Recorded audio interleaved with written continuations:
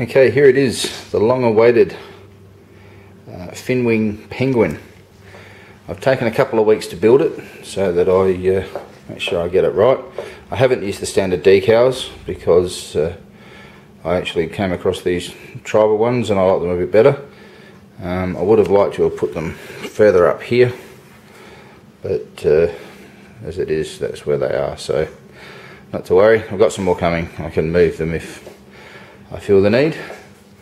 As you can see, it's a very big plane. That table is just over 1.5 meters in length. It's almost 2 meters, and as you can see, the plane takes up quite a bit of it, at 1.2 odd meters in length and 1.7 meters in wingspan.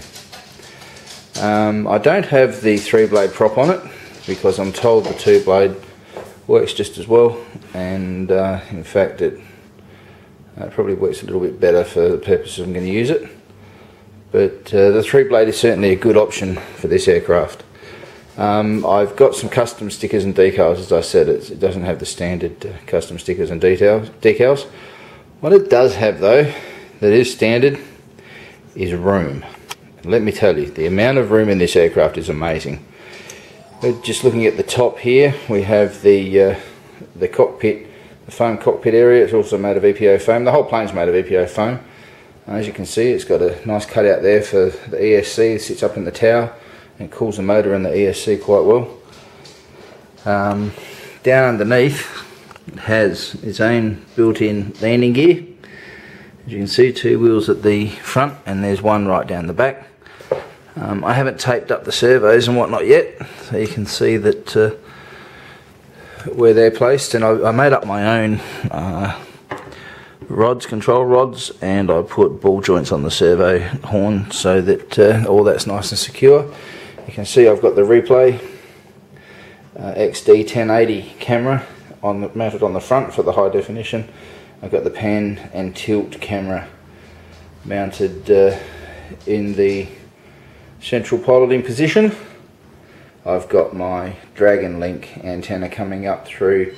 That's a place where you can actually, if you need to, or if you'd like to, put a video transmitter, but of course I've got mine in the middle of the tail boom. Now if we remove the canopy, that's going to come off fairly easily for us. You'll see it's quite messy with wires, I apologise, but this is the creme de la creme. Look at the amount of room inside this aircraft. This is amazing. Absolutely incredible piece of detail. If we go right down the back there, you can see I've got the Hornet. Just move some of these wires out of the way. You can see that I've got the Hornet and the FY31 down there, the Hornet OSD and the FY31, and that's over the dome. If I just take you to the outside, there's actually a dome underneath here where you can fit another camera. Because that's right on the CG, I've placed the, or just in front of it, that's where I've placed the FY31 autopilot system. I've removed the standard Velcro off the bottom because it's actually the loop side of it, not the hook, and I've placed my own there. And I've put a number of other little modifications in there. Obviously I've got the AAT, the Skylark AAT, which is the auto antenna tracking system, and that's the module for it there that goes up to the GPS, which is mounted right up the front in underneath the nose cone there. Now notice the cutaways there for air to get in, and there's a tunnel. If you have a look right up the back, you probably can't see it because it's going to be behind the spar for the wings, but right up the back is where I've got, you can just see it in the middle there, right up in there is where I've got the Dragon Link system. You can just see the white, the clear shrink wrap, and the battery and all connects to here, which obviously goes on to the battery. Now the battery is the most impressive aspect of this.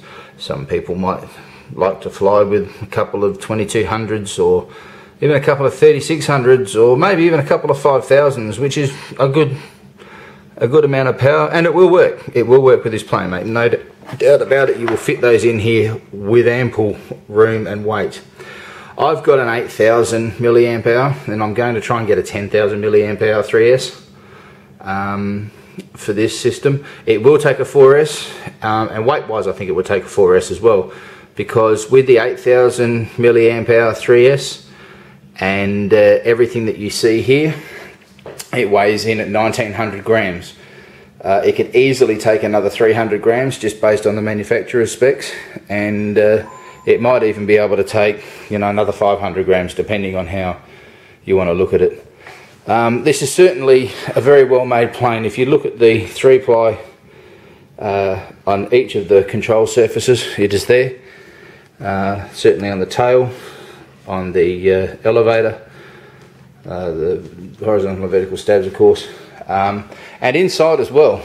Believe it or not, where these bits of Velcro are, in here, behind them, although I've re-glued it back down, but behind them, right along that Velcro line there, is some plywood. So it's not just connected to the fuse or the EPO, it's actually connected to plywood that's mounted in the EPO, which of course also creates additional structural support. So that's a brief overview of this plane. I'm going to maiden it, and I'm hoping that maiden will be successful. That said, I have seen this plane, not this particular plane, but this model of plane have several quite heavy, hard crashes and survived very well. So look, that's my brief review of this aircraft. I have to say it has got all the bells and whistles. It has got absolutely everything that I want and some. It's a wonderful looking unit. It's huge. I can't impress upon you how big this is just by saying it's big, but I'm a pretty big guy. There's my hand, and it goes all the way down to the back of the FY31 AP quite comfortably, quite easily in there to get at bits and pieces quite the way along. Honestly, it does it no justice on camera. They say cameras put 10 pounds on people. Well, it takes 10 pounds off of this. Okay, again, they say cameras put 10 pounds on people. It takes 10 pounds off of this.